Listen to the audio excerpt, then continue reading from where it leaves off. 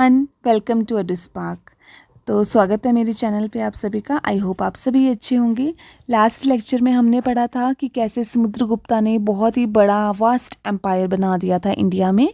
जो हम गुप्ता एम्पायर पढ़ रहे हैं उसमें हमने समुद्रगुप्ता पढ़ लिए थे। तो समुद्रगुप्ता के बाद जो रूलर आते हैं वो है चंद्रगुप्ता सेकेंड।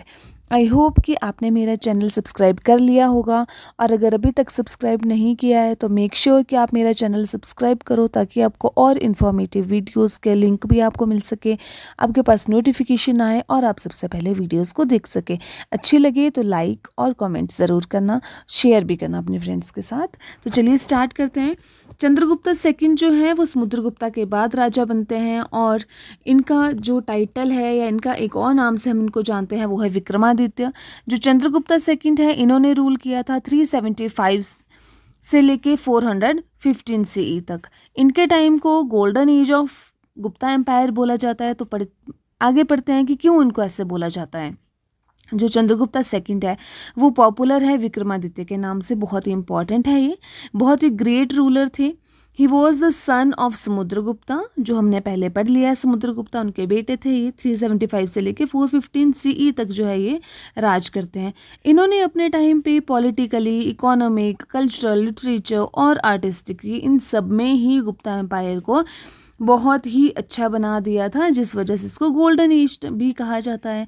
अगर हम बात करें की इफेक्ट की, तो इनकी डायनेस्टी थी गुप्ता डायनेस्टी। फादर थे इनके समुद्रगुप्ता, मदर थी इनकी दत्ता देवी। टाइटल इनको मिला है विक्रमादित्य का। रिलीजन ये मानते थे वैष्णविज्म को। इनकी कैपिटल थी पाटलिपुत्रा, और सेकंड कैपिटल भी थी इनकी जिसका नाम था उज्जैन। अब इसके आगे कि क्या क्या सोर्सेज ऐसे थे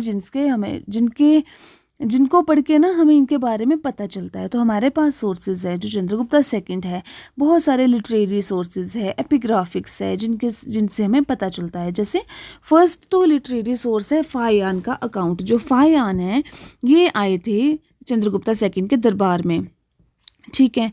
तो फाहियान जो है उन्होंने संस्कृत लिटरेचर लिखा है, ठीक है, जिसको हम बोलते हैं देवी चंद्रगुप्तम। तो देवी चंद्रगुप्तम से हमें पता चलता है चंद्रगुप्ता सेकंड के बारे में। इनके बारे में इंस्क्रिप्शन भी है जिसका नाम है उदयगिरी केव इंस्क्रिप्शन, जो सांची इंस्क्रिप्शन। एक और है मथुरा इंस्क्रिप्शन। और हमें कहाँ से पता चलता है, तो और हमें पता चलता है कॉइन से।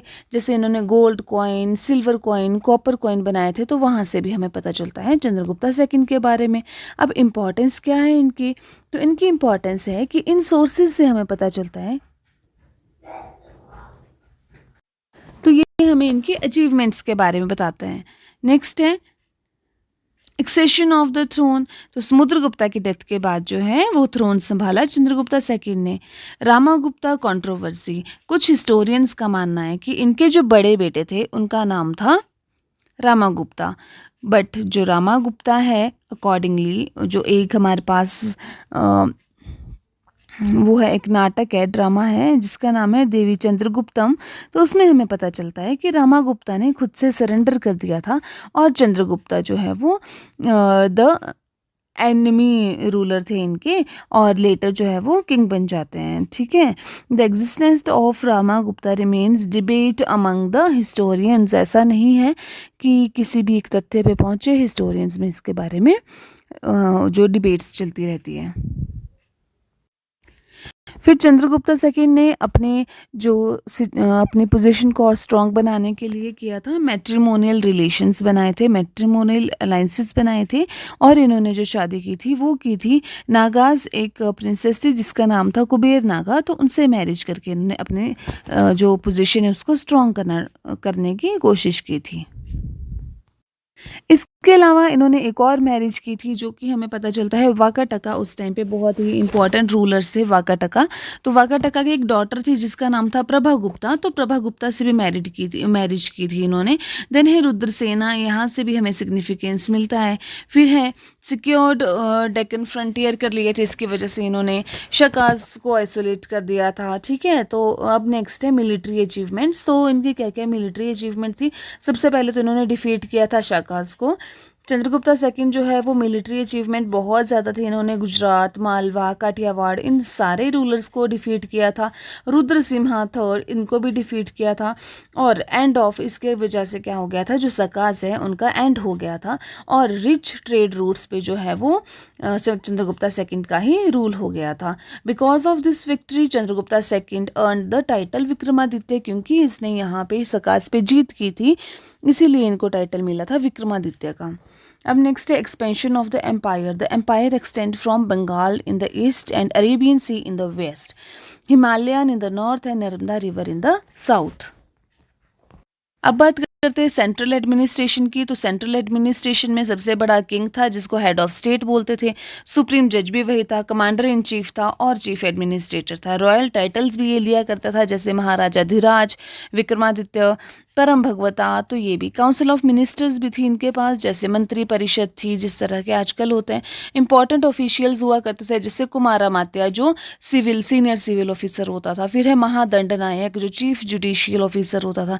महासेनापति जो कमांडर ऑफ आर्मी होता था।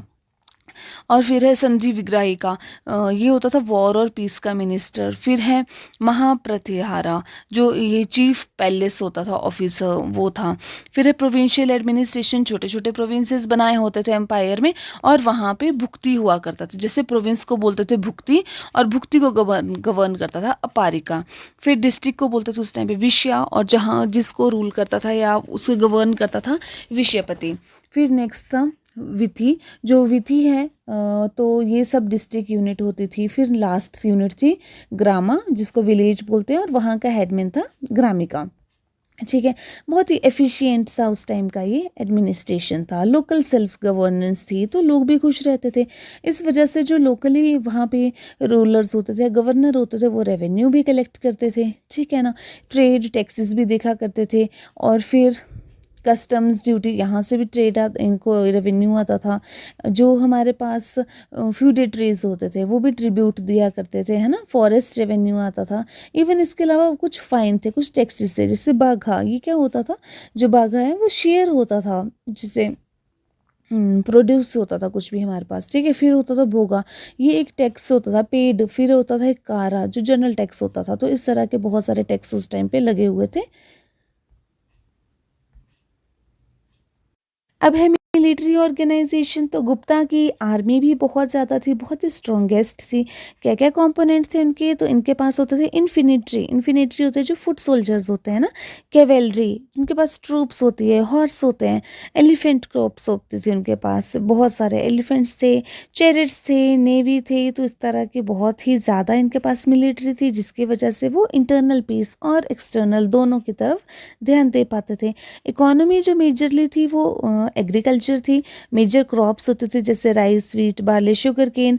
ट्रेड और कॉमर्स जो है वो इंटरनल एक्सटर्नल दोनों ही होता था थ्रू द रोड और रिवर्स। फॉरेन के साथ होता था जैसे Sri Lanka, China, South East Asia, Roman world, इन सब के साथ ट्रेड हुआ करता था।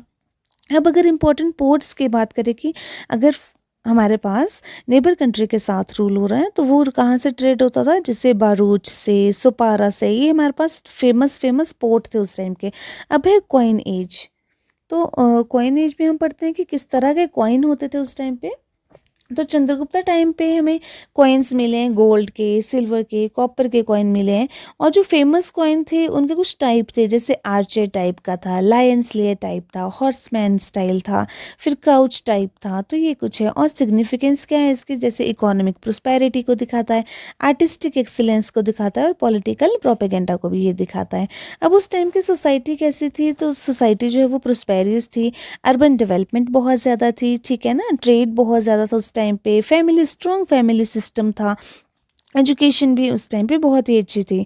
पोजीशन ऑफ वुमेन की बात करें तो जो रॉयल फैमिली की वुमेन्स है उनकी पोजीशन बहुत अच्छी थी, वो रिस्पेक्ट एंजॉय करती थी। ठीक है, जैसे प्रभा गुप्ता है वो भी बहुत ही इंपॉर्टेंट, जिन्होंने पॉलिटिकल रोल भी प्ले किया है। अपने हस्बैंड के साथ जो है वो पॉलिटिक्स भी देखा करती थी, अपनी गवर्नमेंट भी देखती थी, गवर्न किया करती थी अपनी टेरिटरी को।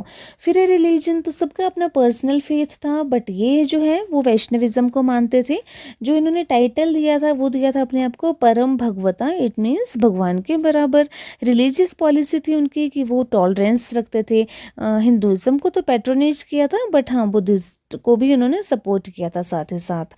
इवन जैनिज्म की भी ये रिस्पेक्ट करते थे। अगर बात करें आर्ट और इसके आर्टिकल्चर की, आर्किटेक्चर की, तो जो गुप्ता एम्पायर है उसको कंसीडर किया जाता है classical as of Indian art, क्योंकि इस टाइम पे उदयगिरी केव्स बने हैं, सांची में भी बहुत सारे जो हमारे पास एडिक्ट्स बने हैं, टेम्पल्स बने हैं, जिस स्कल्पचर्स बने हैं, ठीक है ना।